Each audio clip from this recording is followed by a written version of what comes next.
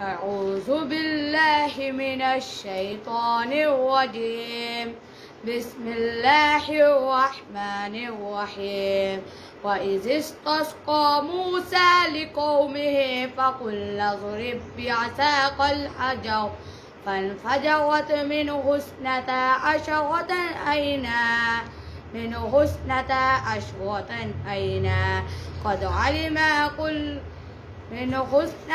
عشرة عينا قد علم كل أناس مشربهم كلوا واشربوا من رزق الله ولا تعثوا في الأرض مفسدين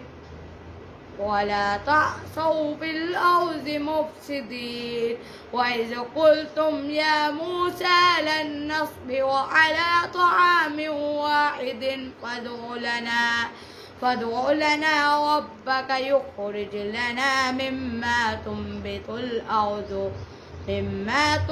الأرض من بقلها وقثائها وفومها وعدسها وبصلها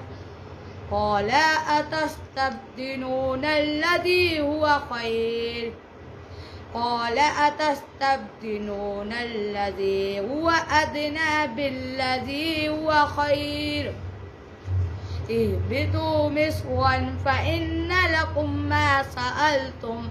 وضربت عليهم الذلة والمسكنة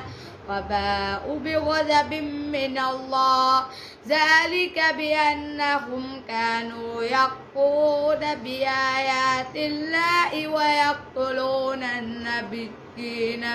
بغير الحق ذلك بما عصوا وكانوا يعتدون إن الذين آمنوا والذين آدوا والنصارى والسابئين من آمن بالله واليوم الآخر وعمل صالحا فلهم أجرهم عند ربهم فلا خوف عليهم ولا هم يحزنون وإذ أخذنا ميثاقكم ورفعنا فوقكم الطور خذوا ما آتيناكم بقوة واذكروا ما فيه لعلكم تتقون ثم توليتم من بعد ذلك فلولا فضل الله عليكم ورحمته لكنتم من الخاسرين ولقد علمتم الذين اعتدوا منكم في السبت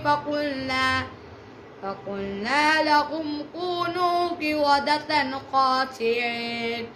فجعلنا نكالا لما بين يديها وما خلفها وموعظة للمتقين وإذ قال موسى لقومه إن الله يأمركم أن تذبحوا بقرة قالوا أتتخذنا هزوا قال أعوذ بالله أن أكون من الجاهلين قالوا ادع لنا ربك يبين لنا ما هي قال إنه يقول إنها بقرة لا فارز ولا بكر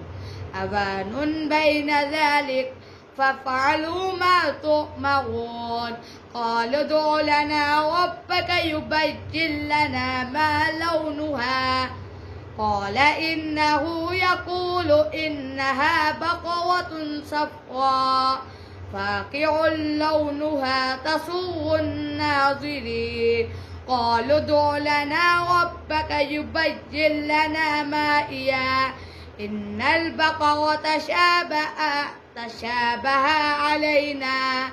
وإنا إن شاء الله لمهتدون قال إنه يقول إنها بقرة لا ذلول تثير الأرض ولا تسقي الأرض مسلمة لا شية فيها قالوا الآن جئت بالحق فذبحوها وما كادوا يفعلون صدق الله العظيم.